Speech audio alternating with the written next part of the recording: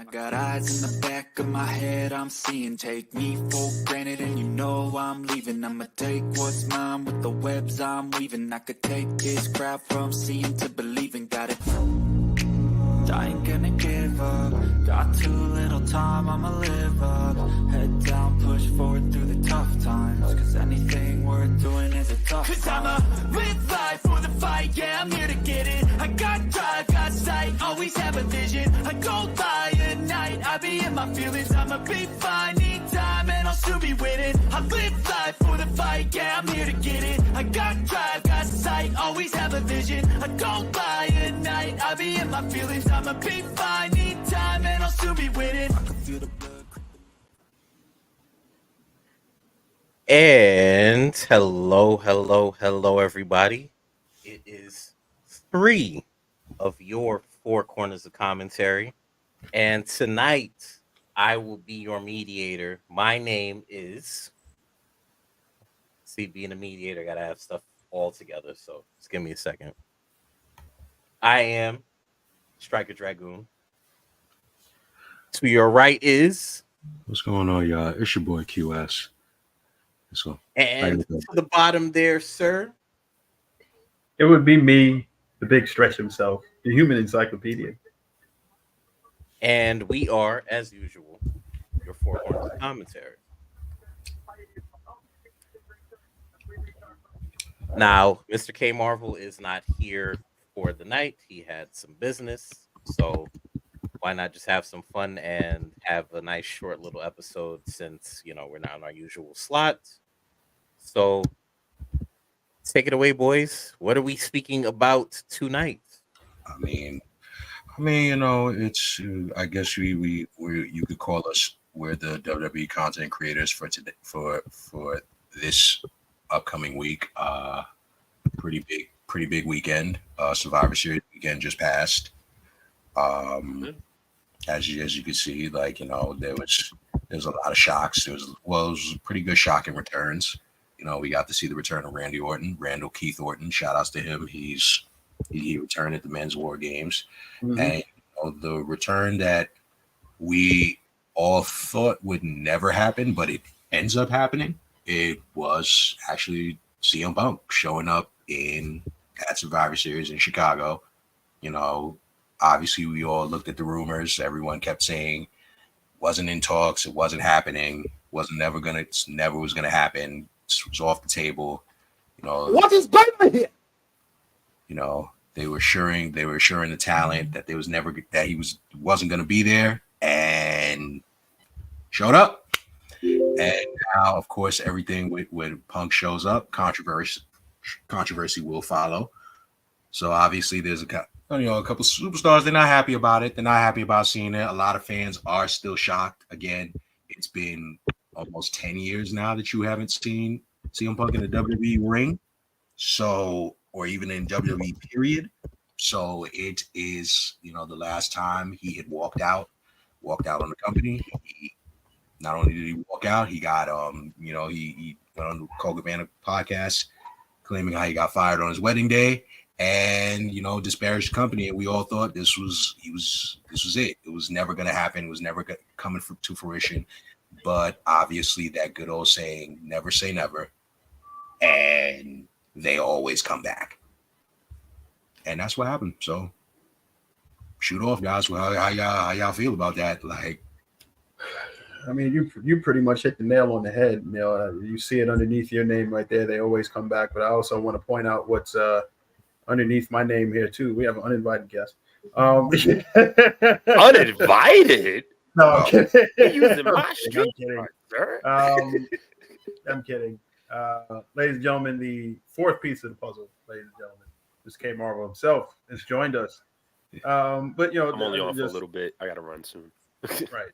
You want to pop in and say hi. Hi. But like you said, you know, like underneath your name, they always come back like it's underneath mine. Money talks. Like, I mean, the guy, he's like any other job, he's getting paid. You know, I'm assuming a pretty good amount of money.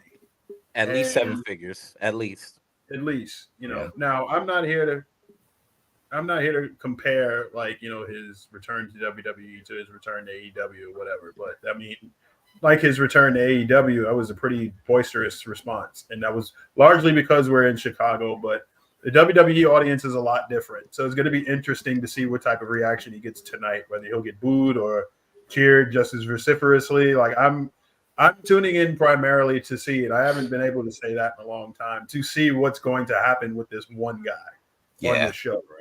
You know, this is the first time in a long time. Like, I can't remember a Raw as big as this one, like maybe since like 2014 when Sting showed up in the WWE. Like at the Survivor Series, ironically, 9 years ago, right?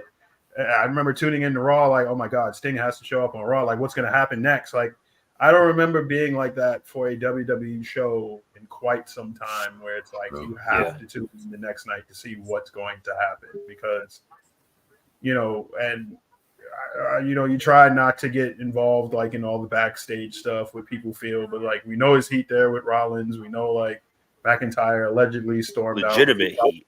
Legitimate heat with Rollins, yeah. But you know, those two, like I think they may be playing it up to the camera. It probably works, but you know, you like you said, you never say never. You never know. So it's like we're all tuning in for this reason. Like, you know, we want to see what's going to happen next. So, you know, I really do believe it's kind of funny, because you know you seeing all the backstage heat. You know, you see a couple of the things on the side. You know, with Rollins saying, you know, he's not wasting his breath on somebody that, you know, was away from this company for about 10 years and was trying to burn it down while I was sitting here holding up the flag bearer.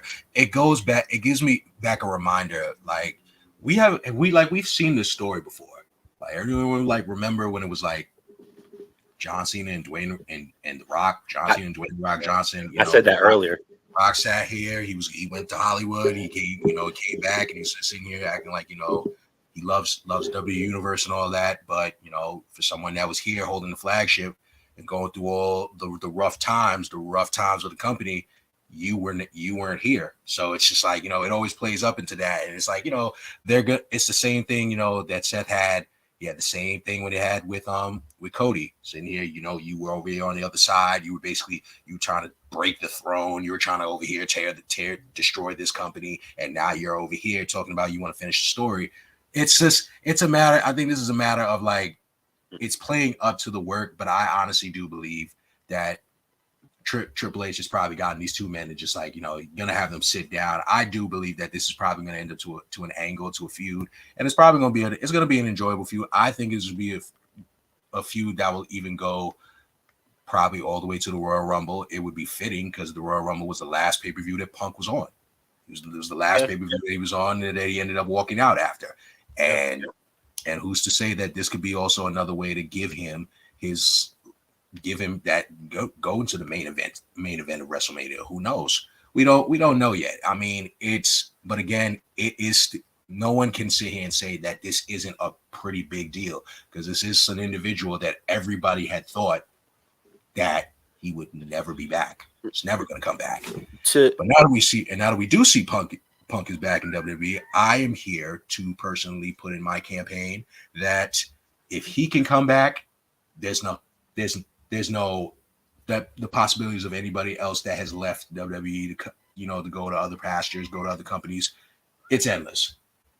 Yeah, I wouldn't be surprised if you end up seeing Jericho. I'm still putting the campaign out there for Jericho to come back. Jericho is going to end up, mark my words, in about a year or in about 2 years' time. Jericho is going to be back in the WWE. I'm just putting that out there. Just full disclaimer. I'm just putting that out there. Jericho's going to be back. Strike, did you say your piece already? Oh, you know me. I'll always tell everybody. Always last. Okay. So I know I told you guys, you know, off air. I got a couple things. So number one is simply that. So for me personally, I'm very 30-70 on Punk coming back, right? 30 being, or I'll break it down like this, right? So I've been saying a lot since everything happened with Punk. Now, if he was to come back to the E, I would much rather see him in a speaking capacity, right? I'm okay with him being a manager. I'm okay with him being on commentary. I wasn't too keen on watching him wrestle again. But after a few conversations within the last, 2 days now, excuse me, WWE will work with him at a slower pace than AEW would, talking about his in-ring ability. So I do think wrestling-wise, WWE is definitely a better fit. Okay. Plus, he was doing that style for so long, so you're kind of accustomed to it. The whole talking shit stuff, QS is absolutely right with everything he said. To bring somebody else that we never thought we would see, Bret Hart. Bret Hart said a lot of shit about the E or about the F or whatever you want to call it. And he came back. Another person was Hulk Hogan. Hulk Hogan was another one that said a lot of shit and came back. I know I just said Voldemort's name. I apologize. I don't want to cut you off, but I feel like we would be remiss if we didn't say the biggest example of them all, Bruno San Martino. Yeah. Shit, Ultimate Warrior. Ultimate Warrior. If Bruno could come back, anybody could come back. Like Bruno said, he was done in the 80s. Yeah. Like Bruno's coming back. Hogan has come back millions of times. Like you mentioned, Bret Hart. Warrior came back. Savage was about to come back until it was on the precipice of doing something with Savage until his untimely passing. Superstar Billy Graham is another one who's talked shit about the company millions of times. He's come back. Medusa, that's another one. That's a huge thing. Yeah, like nobody is immune to this. Like this is a job. Like if they pay, even come back. Yeah, but let me say this, right? So I believe a few things. Okay. Number one, I believe Triple H is absolutely right when he says that they are different people. I think CM Punk's experience in ACW, what? AEW. Might as well call it though. Listen. I think his experience in AEW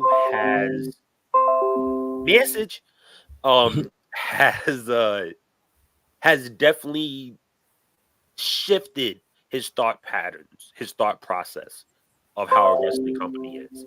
Okay. See, look, I'm just hitting all the bullet points. You see that? I also believe that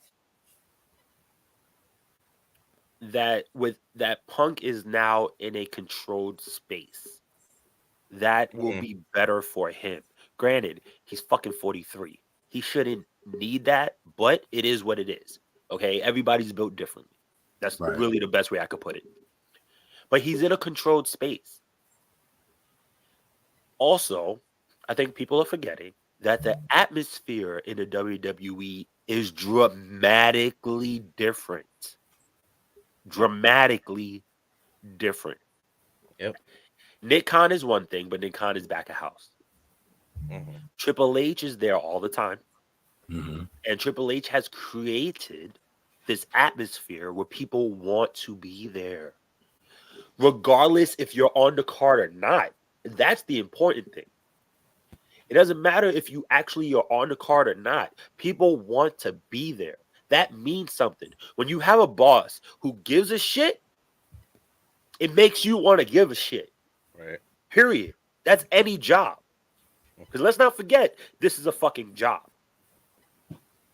Okay? So with all of that being said, we've seen people come back. We've seen the pushes that we wanted happen. Regardless of length. The pushes that we wanted, we've seen. So this could be a very viable situation. He signed his contract for 3 years. So no matter what, we're getting him. We got him.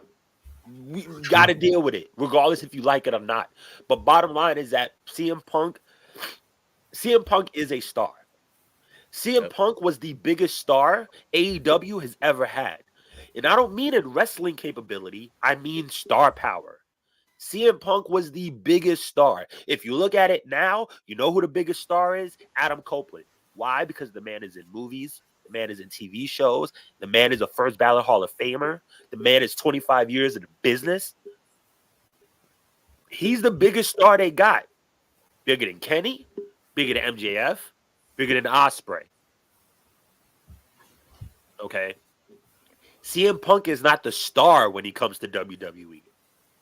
CM Punk is not the main focus when he comes to WWE. You have Roman Reigns. You have Bianca Belair. You have Seth Rollins. You have LA Knight. Amongst others.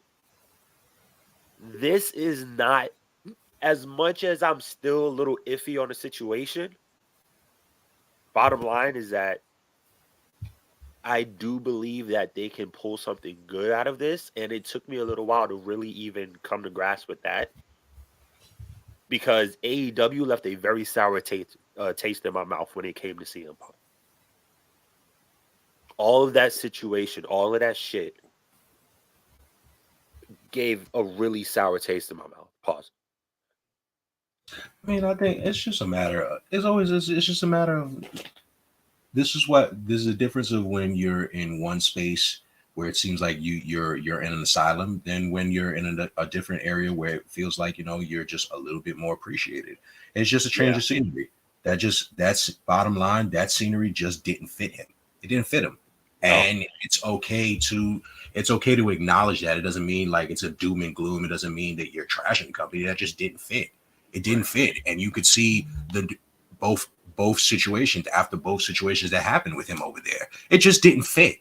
They know, and no matter what, it's gonna unfortunately probably take, for the individuals on the other side over there in AEW, it's gonna probably take them years to finally come to terms with it and be like really like spin the block, circle back and be like, all right, yeah, we kind of like we could have handled it a little bit better. It's just, it was the way everything went. It was just like, if they just handled it the way they should have, maybe like adults, we probably would have never gotten a moment like this. Probably wouldn't have. Well, but it's all very true. Or it would have been a little later. You know what I mean? I think his tenure in AEW would have been a few more years. At least until the end of his contract. Right. At least the end of his contract. Listen, look, I said it before, I'll say it again. If you hit my dog, I'm fucking you up too. Like, I'm not mad at him for defending that. You know what I'm saying? Right. But it's funny. Right. It's how you handle it. It's very funny though, full circle, because the person that was trying to save the dog in the situation was actually cool with, squashing shit with him. Yeah. And that's more, I think, like that's just all the reports. Like that's just so telling. It's just like, oh wow, like the one guy here out of that particular group is here, still willing to be an adult, is still willing to just be like, all right, let's do business. Like we're talking Kenny, right? Yeah, of course. Kenny. Yeah. Okay. Because it's playing out. It's playing out even into storylines now. Like he's partnered with Chris Jericho and he's beefing with the Bucks. And he even said, y'all are childish. And he said, the shit that y'all doing is childish. If I moved on to do something else storyline wise, why are y'all making a fuss about it? Why are you worried about me tagged with somebody else? Like, I get it. I'm in that storyline also, yeah, but I get what you're saying. Like, so to really just make my point, for all these people that came back, there was one common denominator, and I feel nobody mentioned this. It's been Triple H. True. And even then, you mentioned Triple H before, yes, but literally he was the one who got the that's Bruno. what I said. It's him changing the atmosphere. That is the common denominator. Yeah, like people not. No. But I'm saying in general, like even when Vince was in office and had control, Bruno's return was Triple H. Ultimate Majority Warrior of them was are. Triple Yeah, H, right? So I'm saying just in that sense, for him to make this happen, it's easy because all you do is treat the man with respect. Yeah, like if Khan gets best booker this year, I swear to God. Yeah, like Punk and Triple H, like even before like the main event even happened, Punk and Triple H, they said Punk and Triple H had literally an hour-long conversation. And I think that's so crazy to see. It's like, again, if you go and look at the chronological order, like obviously anybody can go back and look at the CM Punk and Cole Cabana interview, obviously, because these two are not friends anymore. But if you want to go back and look at that time when Punk disparaged and went on a whole tirade on the company of everything, like he said it, like the three main people he had real beef with, real issues with. He had an issue with Vince, because Vince wouldn't give him the time off. He had an issue with Triple H because he felt like Triple H was stifling him. And he had a problem with Dr. Amon because Dr. Amon basically was keep making him work when he kept telling him that he was hurt and felt like he was killing him. But even then, if Triple H from the first time that Punk was over there in Raw in Chicago at that time, and he was just over there just being there. Sure, they had that little talk, and it was like, hey, everything's good, like chopping it up. He's like, hey, like, and he asked him, like, if it's okay if I stay a little bit, and said, like, I don't mind, but let me ask. I gotta ask the big man first. Gotta ask Vince. Obviously, you know how Vince is. Vince is petty. He's just like, no, he wasn't. He was like, nah, we're not doing it. All right, cool. Punk didn't make no issue about it. He just went about his business. But even then, they go back, have a conversation, and they really they talk. A lot of it that really goes to show you. A lot of times, if you can sit here, I get it. Yes, you can have a grudge to certain things. Yes, you can feel that you were wrong in a certain situation. But a lot of it could be fixed with a conversation. This is literally the lesson that's being shown right in front of you. Y'all, a lot of y'all have gone with the think pieces. I get it. You guys have felt the way about this company, about the WWE, especially CM Punk fans, diehard fans. They felt the way, feeling like, they wronged him. And rightfully so, they did. They wronged him. But again, as Triple H then said, that was then. And this is now. If you haven't grown, if you're still the same person that you are 10 years ago, you're not growing. It's just the truth. And you have to take that lesson. You have to take that where it's not like it's not a gem that he dropped. That's just an actual fact that you take with anything. You can't sit here and still hold on to something that was 5, 10, 15 years ago, because that shit is going to kill you. That shit is going to make you miserable. You have to heal. Time, and when they say time heals all wounds, it's really the truth. Yeah. I know it sounds cliche, but it's the truth. It heals. You just got it. And all you do, a lot of times, a lot of shit would be rectified if you just have a conversation. Hash it out. Yeah. And, I'm glad you even said that, because it's like, I think with him joining the WWE, he won't. Number one, I earnestly don't think he'll be able to get away with a lot of the shit that he was pulling. He won't in AEW, because there are people who are going to challenge him, people who are going to push back against a lot of that stuff. Yeah. There are going to be people, like you look at like you said with Triple H, right? They had their differences, but they had a conversation like two grown men and talked about this. I know I'm going to catch hell for what I'm about to say right now. You can't say that about the executive vice presidents in AEW when he was there and he had beef with them. They were not willing to talk to him. He, to me, like when he got suspended, he was doing interviews and stuff like that. And he likened it to like a hockey locker room where it's like guys get in fights sometimes, it's some bullshit sometimes, but at the end of the day, they're teammates. That's something that he alluded to, right? Mm-hmm. So it seemed like, to me, at least, he was amicable enough to at least want to mend the fence. They kiboshed that. So you can't hold that against him, I don't think. Yeah. Yeah, and Punk did say straight up. Hold on, let me finish. I'm not saying he's a saint in any way, shape, or form. He did cause a lot of shit while he was there. But at the same time, you have to give credit to the guy that tries, I think, because it's like, to me, he made I think he could have been more forthcoming to like Tony Khan, like, hey, like let's hash this shit out. Like we're all on the same team trying to make money, whatever. But it's like at the same token, I think he should have been more direct. But at the same token, they're not absolved from guilt either on their end. Right. When you're an owner of some sort, it's like, oh God, look at this big bad employee like coming in and doing all this stuff and causing all this havoc. He kind of put Tony Khan in a position where it's like he had to release him. But it was also like at the sense of like, dude, you own this company. Like, why are you not putting him in his place? Like when he's doing all this shit to begin with. And number two, why do you not have a chain of command where it's like, if stuff doesn't reach you? Like when you're an owner of a company, it's like unless you are like involved, like let's look at it like running like a lemonade stand or something like that, right? Unless you are like there selling lemonade, you should not be the one dealing with like the disgruntled workers. Like there should be a chain of command and stuff like that that does that. Where are like the road agents? Where are like the people who are like, underneath Tony Khan that deals with this stuff? Who's the head of talent relations over there? Like that's the stuff that I say all this to say relations was involved, remember? Right. But I say all that that's another thing, right? I say all this to say like love or hate WWE, to me, he's moving to a way more streamlined environment. It's structured. As far as the chain of command is concerned. It's like it's structured.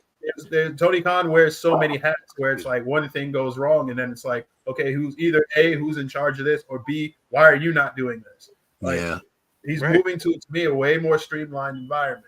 I said on Twitter, like, this is like Dennis Rodman joining the Bulls in like 96. They don't need him per se, but it's like, damn, the rich just got richer, right? Yeah. Right. Mind you, back then, like for all the sports nerds out there, they didn't give up shit for Dennis Rodman. They traded like a middling bench player that was at the end of their bench for arguably one of the better perimeter defenders and one of the best rebounders in league history. So it's like, yeah, he comes with a lot of baggage, but like he's in an environment where it's like, okay, if this shit can't work here, it can't work anywhere. Yeah. Like they have essentially, to me at this point, wrestling's equivalent to Phil Jackson, who's kind of like Triple H. Like he's brought out the best in a lot of people where it's like, okay, I didn't know that this guy had this or whatever. Like he's making some stars. He really is. And I honestly, the WWE is at a point where they're so red hot, and you even look at the future, like it's like a perpetual motion type thing. Like they got stars in AEW that if they called them up tomorrow, like they'll have the best mid card in fucking wrestling. That's true. And it's like talk about WWE. We're talking about WWE. Like, and it's just, and that's why, like I say, it's like, when you just sit, like, even if you may not be a fan of like, the style that WWE has molded over the years. You may not be a fan of that anymore for like, talking to the hardcores. But if you really just go down, you could just take a seat and just watch even NXT. Look what they're doing with these NIL athletes. Taking them from the NIL and literally molding them to learn the style. And they're picking it up just like this. The Tiffany Strattons, the Sol Rukas, the Kalani Jordans, the Jakara Jacksons, Lash Legend.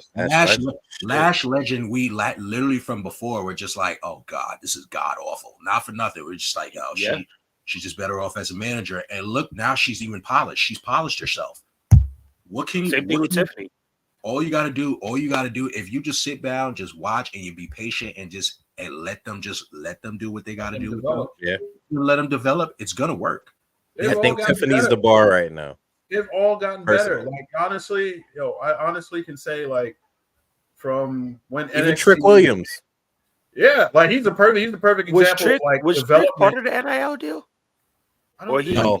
Because I didn't think he was. No, he was just on the Indies. He wasn't on the NIL. Was he? He was on the Indies, yes. But even so, like he's a perfect example of like look where he was like when NXT 2.0 first started. Yeah, where he is now. He is so much better in the ring. He's a star. He's got it. He's one of the stars in NXT. Period. They've all gotten better, and that a large part of that, for better or worse, like you'll say like, oh, it's the clique conspiring and stuff. That's Shawn Michaels and Triple H, and you can look back even at the Attitude Era where it's like, they pull Vince aside, like, look, you really can't do no more of this new generation shit. Like, it's not making us money. We got to go in like an edgier direction. This is where the fans want to go. Like, it was Triple H, Shawn, and Shane where it was like, look, this is where the you just read the tweet? No. Which one? I read about. Oh, okay, so hold on one second. Let me put this up that Courtney said. Courtney said, "Hey, bros, as usual." Oh yeah. And she said that they won't have a talent relations guy much longer, and QT's basically on his way out. Oh yeah, QT's leaving. Yeah, he's leaving. Just remember reading that. CP is leaving. Yeah, he just tweeted it. He's done. He's fulfilling his obligations for the rest of 2023, and he's done. He already gave his thing. He said his thank you to Tony Khan, said his thank you to AEW. That's crazy. I mean, we gotta. I think what we're about to see, like not to cut you off, Stretch, not to cut y'all off. I think what we're about to see in the grand and for like this business right now they're in like a very golden era. It's in a boom. It's in a boom period. But you clearly have two of the top promotions right now in the country, in America. I'm not speaking about all over. Two top promotions in the country. You got WWE, you got AEW. There is going to be a lot of going back and forth. There's going to be a lot of switch arounds. It's going to be like that. It's like I look at it like it's the NBA. Right now, we just looking at it's a lot of trades. This trade deadline's about to start happening. Big trades is happening. It's just East and the West. It's just going back and forth, back and forth, back and forth. I mean, it's obviously, to some they'll look at, all right, QT Marshall, he's stepping away, he's leaving. Okay, they're not going to care that much. They're going to, some fans are going to go and downplay it, like they downplayed when Jade left, like they downplayed when CM Punk now is back in WWE, like they downplayed when Cody came over. This is what a lot of people like. They're going to keep doing, and vice versa on the same side. If others go from WWE go over there, they're gonna downplay it. You just have, but you got, if the ones that with actual sense, you're just looking at it, it's like, it's actually pretty cool to see both of them on different sides. They're just testing the waters, because again, there was a point in time back then it was just WWE, as for a good number of decades, was the only monopoly here, and it was just, if you don't make it in WWE, you ain't gonna make it nowhere else. Well, I mean that's still arguable, right? Because there was still TNA. And no matter no matter what people might say, TNA has been around for how long now? TNA, you have to give thanks to TNA for somehow. TNA is like, I don't want to put them down. But it's gonna come off as like me insulting them. But it's lighthearted joke. It's like a cockroach. A cockroach that like always survives no matter what. When they survive like the nuke. How they always say a cockroach can survive like an atomic bomb. They can survive the nukes and all that. This is literally Impact. This is literally TNA. They have gone through the worst of the worst. They have had the lowest ratings of lowest ratings. They have gone through the storm. They have gone through the owners of the worst owners to a decent owner, and yet they're actually still thriving, and they're thriving very well. And they've also. Sorry to cut you off, but I was just going to say, don't forget that there was also a time where TNA was better than WWE. Oh no! When it came to product, when it came to wrestling. Oh yeah, no question. Until and then especially women, they were late 2000s. They were better at it. There was a point in time where TNA was better than WWE, and then they fucked up when they went and signed Hogan. And then they fucked up when they signed Eric Bischoff. And that's when the shit started They tried to expand way too fast. Yeah. Like they went from, okay, we got this deal on Spike TV. Hey, let's put our show on Monday nights and try to challenge Raw. And it's like, where the fuck did that come from? Like, you can't jump into the deep end of the water with floaties on after taking one swimming class. Right. Yeah. Like, love AEW or hate AEW. Like, they're doing this the right way. Like, they're not trying to directly like go head to head with WWE. They're literally they just have to. Are you sure about that? No, well, NXT was really. With NXT, I think that was a reaction from the WWE, and they ended up losing. But because they had something good on the WWE network, and they moved it from that and put it on live TV. That was a mistake. I think they have since. I don't mean to cut you off. I think they've since rectified that mistake, because I personally believe NXT is a way more streamlined product than where it was, and it was really good back then. Don't get me wrong. I thought it's like, as far as like the actual wrestling content, like you couldn't do no better than NXT. That was essentially ROH with a big budget on steroids, right? Now it's like, okay, these are homegrown talents. They've learned the WWE style. They know how to work with TV, right? Tour and stuff like that. So now it's like, okay, this is a product where it's like you've seen all these people develop. You're invested in like these WWE talents. They're all homegrown, like quote unquote. However, I think AEW, I say all that to say, AEW is going about this the right way. Like the one thing that you can say is like to me, it's like they're staying in their lane as far as like they're catering to their fans. They're making sure that's tight. And it's like they're not trying to overstep any boundaries or put themselves in positions where they know they will lose. I have a question for you. So with that being said, right, I've heard a lot. I've had a lot of conversations, especially within the last week, about that in particular. Do you think to an extent they still kind of need to go back to kind of like where they started to gain the trust of their of some of these fans again that were into AEW but now are kind of a little shaky?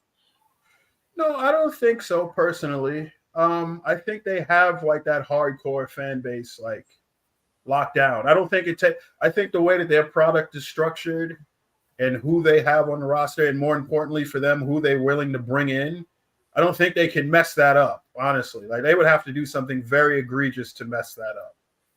Like cocaine? Well, yeah, something stupid like that, honestly. Like, to be perfectly honest, yes. But That was an NWA reference if y'all didn't right. know. Like I look at it like this. Like they have too many access, they have too much access to too many talent pools because they don't they pull from so many places, and like their fan base, like I think, and let me not even say their fan base. I think wrestling fans in general are chasing that high to where it's like it doesn't matter who debuts. Like if the name is big enough, they're going to tune into it. Yes. Like I think AEW does it way too much, and I think they rely on it way too much. But it works for their fan base, and it's like it's a very nostalgia style. Yeah, I don't know how to word it. Of presentation, entertainment. Presentation. Business, I guess. They can announce okay, I think they go about it the wrong way because I think they give away what they can sell way too fucking much. But and they rely on this trope too much. Like, oh my god, who's going to show up next week? And it's like, oh, it's like using the Mighty Morphin Power cared about like that was in WWE or somewhere else that you don't really watch, languishing. No disrespect to the talents that they bring in, but it's like they could announce like, okay, they're gonna bring in like Okada next week, and he's gonna wrestle Eddie Kingston for this championship, this, that, and the third championship, and people will watch it. Like like their fans will come out and watch that. The problem I think with AEW is I don't think that it's like getting that other fan, like that new fan to watch, where it's like making new fans, where it's like I said this is something that I said before, that they rely on these debuts too much because they don't really tell you shit about the talent that's coming in. They rely on the reputation that the talent has outside of their company to sell them tickets and to sell them TV and like share buy and merchandise buys and stuff like that. You're not giving for me. I to be perfectly honest, I don't keep up with Japanese wrestling like I used to. So it does nothing for me. And I know I'm going to catch hell for this. It does nothing for me to hear that Okada is going to debut and wrestle XYZ person. I know who he is, and I know what he's capable of. He's one of the best wrestlers in the world. I get that.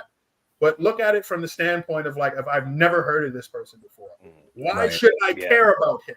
You're not telling me anything. It's like, well, you should already know. Why don't you know? It's one of those things. And it's like, for fuck's sake, if you're not going to tell me why he's important, why should I care if he's important? Right. It shouldn't automatically be assumed. It's your job to tell me why I should give a shit about this person. Yeah. To add on to what you were saying, it's similar to what you say about BTE. Like when they make jokes about BTE, when they make jokes and little storyline stuff, references on BTE, why are you not showing this on Dynamite? Why are you not showing this on Rampage? When Dark Order was having all these little quirks and little storylines going on, that was all on BTE, but only people that watch BTE know that these storyline stuff is happening behind the scenes. So, no, keep going. It's just in a sense to me, I completely agree with you. WWE at least, hey, we signed Jade Cargill. Jade Cargill is instantly a star. Boom. ESPN announces her. Then we see her on NXT. No, then what did we see her first? Was it Raw or NXT? It was NXT, right? No, we saw her. Yes. It was NXT. Then we seen her on SmackDown. Then we see her on Raw. Then we seen her on NXT again at the pay-per-view. Oh no, on television. Yeah, you saw her on the pay-per-view first. Then you saw her on Raw. Then you saw her on Raw. Then you saw her on SmackDown. Then you saw her on NXT. Right. She did around. She did her rounds. Yeah. So just the want of let's see what Jade can do here in WWE, or oh my God, who's this muscular, very beautiful woman that's having this debut? ESPN announcer. Oh my God, she has to be a big deal. Cody comes back, it's everywhere. Punk came back, all Punk had to do was just walk out on the fucking stage. And now it's over 87 million views. And that's all he had to do. And the funny thing is, like, Randy, it basically overshadowed Randy's re-debut. But return. I wouldn't say return, right? I wouldn't even say it overshadowed it. I honestly think it was just as big because again, like we all saw it, the pop was loud, it was deafening, and it's Chicago. It's Chicago. You know what I mean? Like you're not obviously you're not gonna be. It's like Chicago. No one's gonna get a bigger pop than CM Punk in Chicago. The only person that'll get a bigger pop in Chicago than CM Punk is Michael Jordan. Michael Jordan. Yeah, it's like, and honestly, that might not even be true. Bulls in '96 again. Scottie Pippen fucking returned, and Randy Orton, and now like they have Dennis Rodman walking through the door. I'm literally telling this to somebody now, like who's like messaging me on his eye. I'm like, if they can't make this work, it's totally a him problem. Like this is like his last chance for romance. Right. Like they don't need him. They signed him because it's like, okay, this is like the ultimate like thing to draw up interest. And I would suspect also like it's a little bit of a twist in the knife to AEW. I'm not going to put it past WWE to do that. It is. But at the same token, but the difference is they're like way more subtle with like letting people know that. Yeah, they're not going to be out in the open. They like to throw rocks and just hide the hand and be like, all right, we just letting you know that was the whole press conference. That was literally the whole press conference. Yeah, literally, and they're letting you know, like, hey, if this works and we make this work, guess what? That's why they have Jade cooking in the training center. When she debuts, it's going to be huge. Exactly. They had Cody debut. Cody's debut was huge, and now he's the biggest babyface probably in all of wrestling. No, that's not debatable. Cody. I would biggest say this. Babyface. Oh, yeah. As of right now, no. He's definitely their number one babyface for sure. When you hear that damn song "Kingdom Come on," I've said it when everybody does that. It is almost. I said you could contest and say that Cody maybe is getting up to that level of Hogan. He's on that Hogan babyface level. He's getting there. I wouldn't even say that. Team Sing Along. Yeah, man. When Team Sing Along came out, he's up there. Like they're literally. I wouldn't even say the woe part. Faction. I wouldn't even say the woe part because people are singing the lyrics now. But I'm saying like even if you say the woe part, it only took them a week to really learn the song. You hearing people recite the whole lyrics of the song within a week. The whole lyrics, they love this. So that was kind of crazy. I had a conversation. It was something with somebody on Twitter. I guess they felt the way about Punk coming back, saying like, oh, it's not fair. Punk has to do the work. Same like Cody had to do the work. Everyone like he's just gonna get shot in the main event. I was just like. And I had to correct her. I said, Cody did the work. I said, when Cody came back, Cody was automatically shot and was automatically legendary status. I said Cody was undefeated literally for an entire year. He was undefeated. He Seth fucking 3 times in a row. They treated him like a fucking star. That's exactly what it was. They I said it. Like I said, they beat. I said Cody literally was undefeated for a year. He beat their ace 3 times clean. He won the Royal Rumble, and the only loss he suffered was at WrestleMania. Literally, Reigns. I say against Roman Reigns. That's the only he literally lost one time. Other than that, Mans was undefeated for the whole year. You can't say you're saying that Punk has to do the work. I said if that was the case, then Cody had to do the work. But he you got to understand. It's like you got like this. Like same way as how you're saying that Cody didn't need to do work because he already solidified himself. Or it's the same thing with Punk. There's always a counter argument, right? This is an individual that just hasn't been here for 9 years. Like you can't sit here and say like he's still already. That doesn't take away or dismiss the fact he still did the work before. Before Roman had eclipsed him with this reign. He literally was the longest reigning WWE champion of the modern era. Yep. If you want to talk facts, you got to talk facts. Like if anyone if he wants to come back and he deserves They want to give him this legendary treatment. He deserves it. He did enough. Look here, He did enough for the business. to add to your point, right? Let's look at this list because literally, my coworker and I was looking it over, right? 2-time WWE champion, 1-time AEW champion because I don't count that other bullshit that was going on. 3-time world heavyweight champion. He was ECW champion. He was OVW champion. He was ROH. Huh? CM Punk, right? Yeah. But CM Punk is a former Intercontinental champion also. Yep. He's also a former tag team champion. He's a former ROH tag team champion, former ROH world champion, 2-time Money in the Bank winner. He's in the ROH Hall of Fame. Former ECW champion. Yeah, said that. And he was a television champion, but I don't remember for who. I don't remember if it was probably Impact. No, he didn't hold the title at Impact.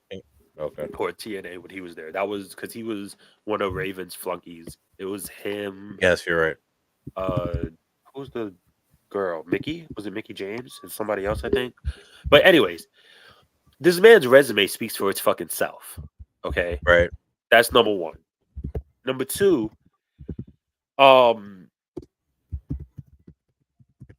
sorry. Number two, like I said, okay, me personally, I was very standoffish. I still kind of am. But, look, I preach this all the time, right? And these three can vouch for me when I say it. I am a person who loves wrestling. I love the wrestling business, period. I don't like everything that happens. I don't agree with everything that happens. But I am always excited to see what happens next. It is a good thing when us as podcasters, because let's be honest, we're in the business as podcasters. We're in the wrestling business, period. Okay? When we don't know what the fuck is going to happen next, that is a good thing. This is one of those moments. We do not know what is going to happen next. We don't know if CM Punk was the person Shinsuke was talking about. We don't know if CM Punk and Seth are going to do this feud or not. Because let's be honest, cooler heads are probably going to have to prevail before shit happens. We don't know if Punk and Roman will ever be able to have a match because Roman might not even want to work with the man because he said that shit before. He said that. They both have beef with him. Yeah, but and it's valid, right? I mean, it's valid for them. I mean, if you want to be honest, his last 4 matches, 3 Shield members and Billy Gunn. I mean, come on now. I mean, to be honest, if he has to do the job. He has to do the job. And I think that's one of the biggest things. I don't think Seth is going to do the job to him. Period. No. I wouldn't. And I wouldn't. I wouldn't either. He's lost a year-long reign. He's done that. Yeah. He lost to Cody clean 3 times straight. No fucking problem. Noise. Fuck that. Let Punk do the job. But look, man, I think all of us we might not respect some of his actions, but we respect what he has done for the business. Mm-hmm. I think we can all agree on that. I think we can all agree that, granted, I might miss Raw, sadly, but we're all. If people aren't excited to see what happens tonight, right? They're still intrigued to see what happens tonight. There is still an interest to see. Or they'll go and check the news. They'll definitely check the news of what happens tonight. Most definitely. Okay. Wrestling fans, let's be excited because once again, we don't know what's next. And I think that is the best thing when it comes to wrestling in 2023 because the internet fucks up a lot of shit. Call a spade a spade. Frightful. Okay. No, it's more than just frightful. It's a lot of people. Sportskeeda, fucking Meltzer, like it's a lot of people in a lot of companies. But We don't know what's about to happen. As wrestling fans, let's be excited. Raw is about to come on in what, 7 7 minutes? minutes. All right. Yeah, So let's more tune like in. 10. Let's 7:53. Let's tune in. The opening promo is gonna be Let's Survivor be Series, so let's 10 be minutes. excited. Yeah. Okay. And we just got to see what happens next. Like I said, I hope, for me personally, I hope this does work. I honestly hope he doesn't even fucking bring up AEW He's personally. gonna have to. No, he doesn't. He doesn't have to Have say shit about them. He doesn't have to say a damn thing.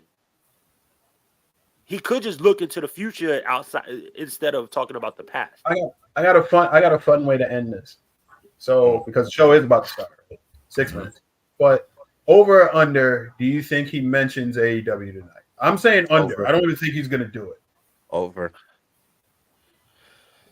Me Sadly, personally, I think go ahead. I don't think he's gonna do it. I don't want Under. him to, but I think he is. Under. I don't think he needs to. He's not going to.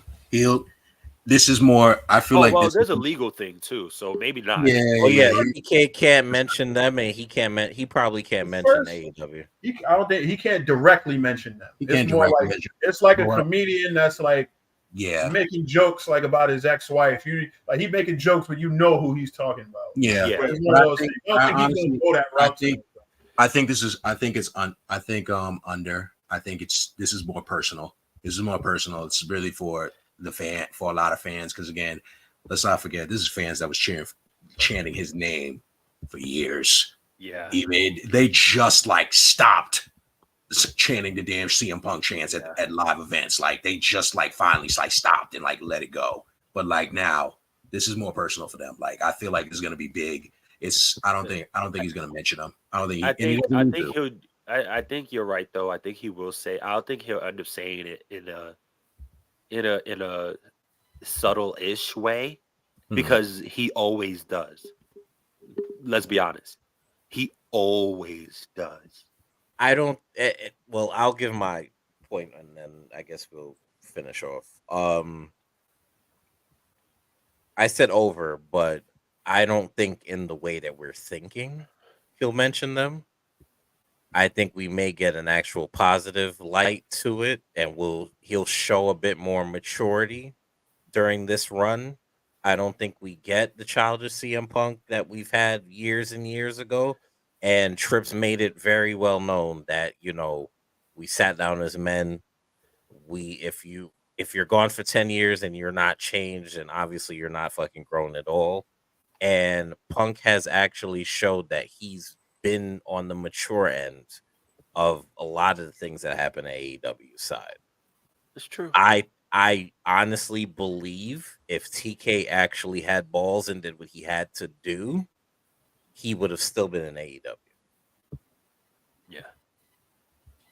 Because to what avail do you let all these people keep shitting on me and keep doing all this bullshit to me? You had to separate me to go to another show because your quote unquote EVPs, not really Kenny, but the other two, they didn't want to be on the same show as him or want to interact with him and all this other shit.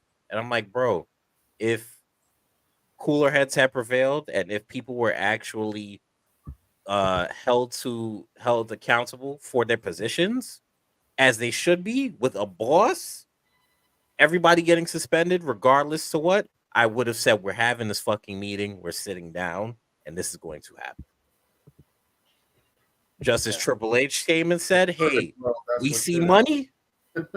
Just as Triple H said, hey, we see money, we're going to go for it. And you sat down, you put the guy aside, you didn't tell nobody else. You said, we're going to sit him aside, we're going to talk to him, you're going to outline the law of the land, and we're going to see tonight what that law of the land is. Yep. Now, if he is able to freely speak his mind and not really mention the other company, but mention them, it is all on him how he mentions them. Yeah.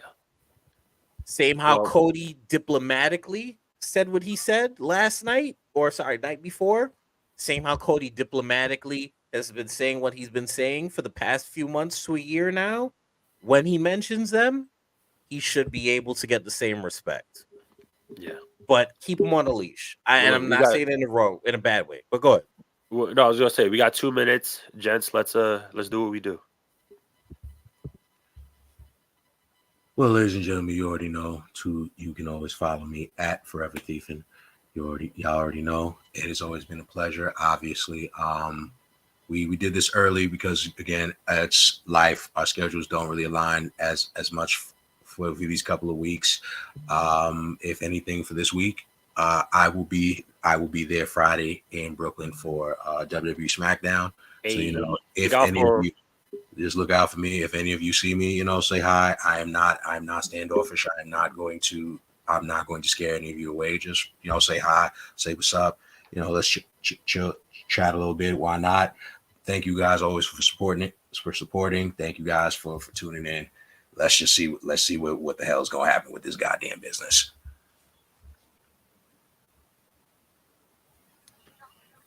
And you see everything. My credentials are down there. Follow me, please. The show starts in 1 minute. Next. Since I'm a host, I'll admit. Oh, sure. You can follow me, Mr. Marvel87, both on Instagram, Twitter. Oh, keep saying both, and TikTok. I have to change that. Make sure to please follow A Different Angle, which is the mental health podcast myself and Rodney Harris are a part of, on Instagram and Twitter at 88pod2024. And it's me, your host, Stryker Dragoon. Instagram, Twitter, Twitch, all the same. It's been a while. YouTube at StrykerDragoon131. I will be playing some Assassin's Creed Mirage, if y'all can see it. Fucking light, probably can't see it. Yeah, that light strong. Right, there we go. That light is strong. There we go. Assassin's Creed Mirage, you can see that. I'll probably be playing some on stream. It's not really a game I care for to stream, but maybe I'll play some on stream. But you know what to follow me. We'll see you guys next time, as usual. And make sure to follow. Sorry, I can't forget. Make sure to follow the CDB Network on all your favorite streaming platforms. We are getting tons more work. There's a lot of things in the works, including us. We got some. I'm talking to the co-owner about some things for some collaboration. So be excited about that. I guess I'll do this. And make sure to follow the Four Corners Commentary on YouTube at the Council of Commentary, X at CO Commentary, and on TikTok at Council of Commentary. Ladies and gentlemen, we are your Four Corners of Commentary, and we out. Peace.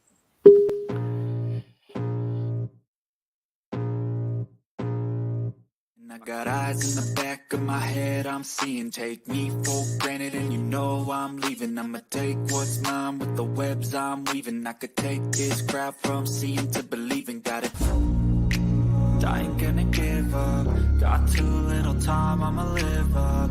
Head down, push forward through the tough times. Cause anything worth doing is a tough time. Cause I'ma live life for the fight, yeah, I'm here to get it. I got drive, got sight, always have a vision. I go by at night, I be in my feelings. I'ma be fine, need time, and I'll soon be winning. I live life for the fight, yeah, I'm here to get it. I got drive, got sight, always have a vision. I go by at night, I be in my feelings. I'ma be fine, need time, and I'll soon be winning.